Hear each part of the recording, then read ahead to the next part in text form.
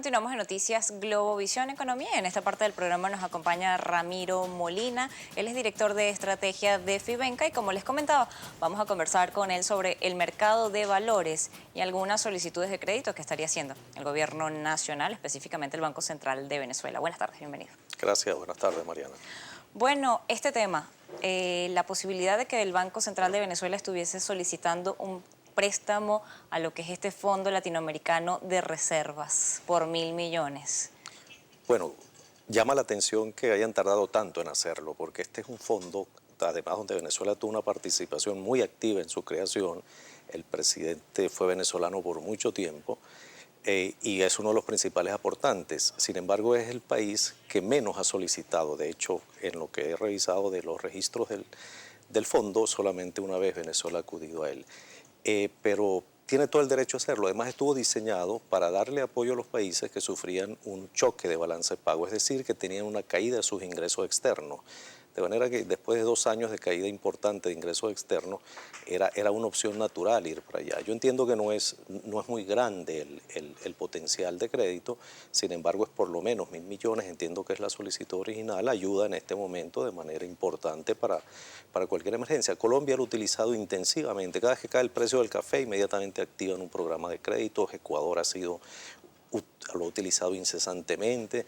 Bueno, Venezuela no lo ha hecho, ¿por qué razón? Pues no viene al caso, pero es una fuente y no tenía sentido no usarla, es conveniente, es a baja tasa y debería estar entre las primeras cosas del menú. De manera que ahorita cuando una cifra que no es tan abultada puede significar mucho en términos de alimentos, medicinas, etcétera, tiene todo el sentido del mundo acudir a utilizar esa fuente, porque además tenemos todo el derecho a eso, somos los principales aportantes y además de los fundadores del fondo. ¿Cuánto aporta Venezuela a esto? ¿Cómo es el aporte a este tipo de fondos? Bueno, un aporte de capital que no es un programa que lleva ya décadas, ¿no? De manera que no es algo nuevo ni reciente, pero proporcionalmente Venezuela fue desde el primer momento el que aportó más y tiene, los programas de crédito son variados, pero no debería haber nada atípico, no es ninguna señal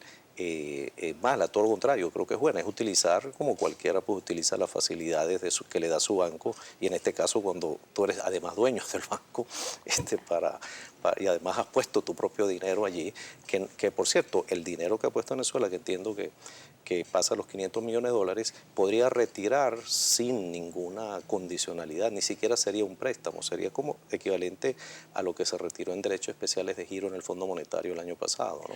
Ahí le quería hacer esta consulta porque durante los últimos años, específicamente este año, hemos visto una caída en las reservas internacionales del país que ha venido siendo pronunciada durante los últimos meses. ¿Qué tipo de aporte o cómo estaría haciendo Venezuela este aporte? Porque además también se saca de las reservas para el Fonden, hay una cantidad de compromisos que cumple el país. También cumple estos compromisos, 500 millones de dólares, si es lo que está allí, ayudaría Claro, bastante al país y a la sí, ciertamente, economía. lo ayudaría en términos de caja, porque ya está en el balance, porque es una cuenta, es un activo de Venezuela, eso ya está en el balance de Banco Central.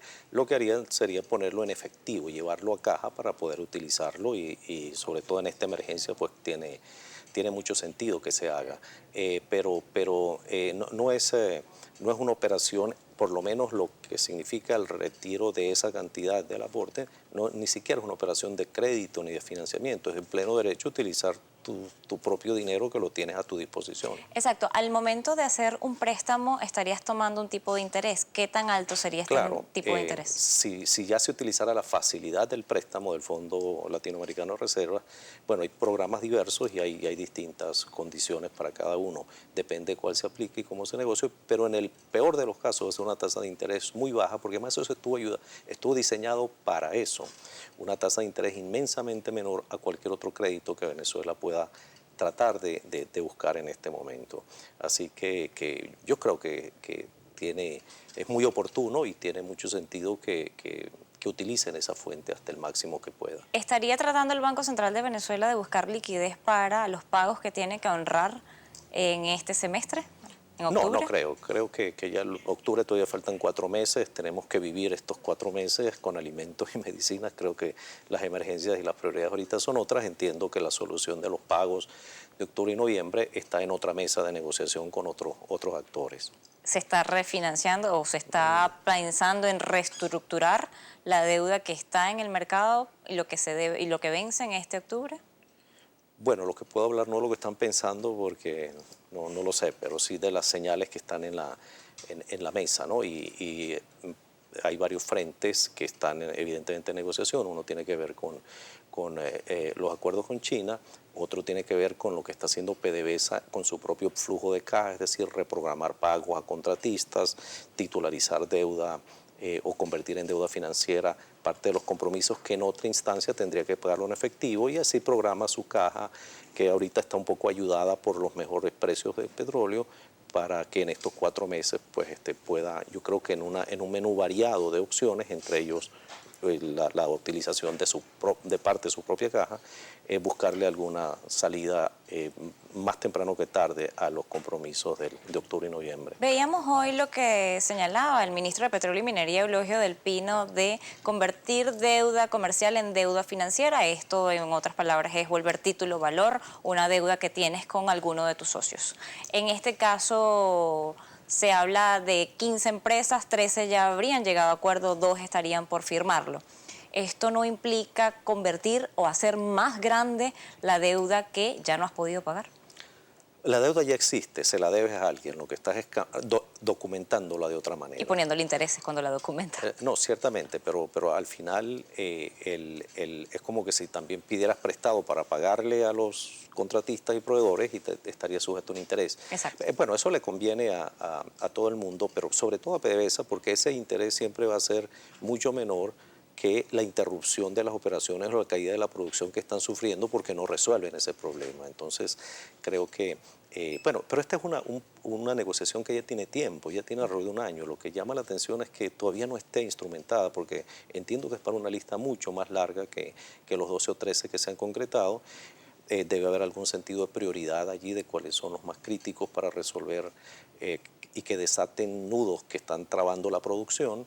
En este caso, perdone que lo interrumpa, pero la mayoría son empresas que prestan servicios operativos. Todos son, principalmente proveedores de servicios y contratistas, y también proveedores de equipos que son importantes para el mantenimiento y para mantener la producción. Pozos, exacto. Sí, ya está, y puertos y toda la cadena de servicios de PDVSA. Eso ha estado a cargo de algunos bancos internacionales, han variado un poco los términos, pero yo creo que ya la fórmula está bastante madura, ya la han aceptado, entiendo, ya la han visto la mayoría de los acreedores, contratistas y proveedores, y ellos están simplemente esperando el último empujón, de manera que yo creo que si esos 13 es el inicio, deberíamos esperar muchos más, porque hay una lista larga de problemas que resolver y de acreedores y contratistas por cobrar. Esto puede llamar la atención de la opinión pública, dado lo que se ha anunciado y lo que el mismo ministro ha admitido, que ha caído la producción producto de dificultades en la industria, producto de falta de recursos para invertir en ella, por los bajos precios del petróleo. Claro, evidente. Y por eso se han acumulado estas deudas que están tratando de resolver de esta manera. Pero también recordemos que venimos de unos meses muy malos de precio. El precio estaba menos de la mitad de lo que está hoy hace escasos 3 o 4 meses. Y ese episodio de precios e ingresos bajos son los que estamos sufriendo ahorita. Para el segundo semestre deberíamos esperar un pequeño relajamiento de las presiones de caja, que aunado a esto pues debería poner a prueba la capacidad de PDVSA de revertir la caída de la producción. Volviendo al tema de reestructurar una deuda por parte de la República, no solamente PDVSA, también la República, ¿qué clase de interés podría pagar Venezuela al reestructurar esta deuda? Venezuela ya tuvo que salir al mercado con unos intereses muy altos, siendo un país que siempre ha honrado sus compromisos, que tenía garantía en el petróleo y que quizá lo que no tiene para el mercado es mucha transparencia en cuanto a la comunicación de lo que son sus finanzas. En este caso, en un país como está, en las condiciones que está Venezuela en este momento, donde tanto locales como extranjeros demandan información y no se está dando, tenemos más de 6 meses sin cifras oficiales. Llegar y sentarse a una mesa de negociación para reestructurar una deuda cuando todos los mercados te dicen que vas a hacer default. Bueno, creo que hay una distorsión en la conclusión de que vas a hacer default porque no tienes información. Creo que la realidad es la mejor información y no es tan complicado reconstruirla.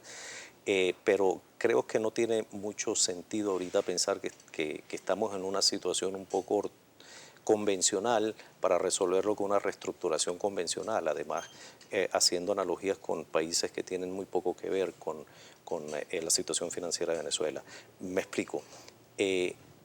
A estos niveles de precios de los bonos a los que se transan en el mercado internacional hoy, el rendimiento que se le exige a Venezuela es extremadamente oneroso, penaliza de sobremanera así que hacer una cosa convencional, una reestructuración o como lo llamen, en esas condiciones no tiene sentido para Venezuela. Pero eso no quiere decir que Venezuela no tiene ninguna otra cosa que hacer. Creo que Venezuela tiene un margen bastante más amplio para hacer soluciones y plantear opciones no tan convencionales, pero tampoco esotéricas y mucho más baratas, porque en ese margen pues entran todavía operaciones como esta que estamos hablando del FLAR. ¿Por qué no usar el FLAR en vez de ir a los mercados hasta donde nos dé? Y así utilizar los convenios chinos, utilizar la capacidad de Citgo, utilizar toda otra serie de activos financieros y no financieros que tiene Venezuela para buscar una solución un poco más estructural sin tener que pagar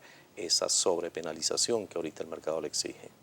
Exacto, por eso le preguntaba lo de cómo ir a esta reestructuración si tenías toda esta penalización con algo que no has hecho todavía. O sea, te están haciendo pagar por un crimen que no has cometido. Exactamente.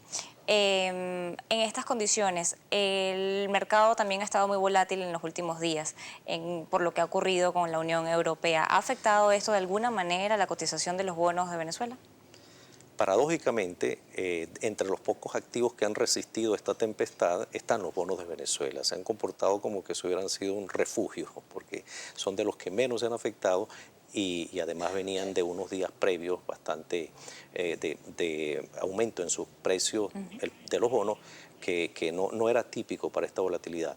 No es fácil hacer una analogía porque este es un activo muy particular, pero no podemos decir resistió la turbulencia. La turbulencia le va a pegar por otras vías, pero bueno, eso creo que es lo que el mercado nos va a ilustrar en las próximas jornadas, cómo se va a asentar una vez que pasa toda esta polvareda, pero hasta el momento los bonos de Venezuela se han comportado como que si eso no tuviera efecto sobre ellos.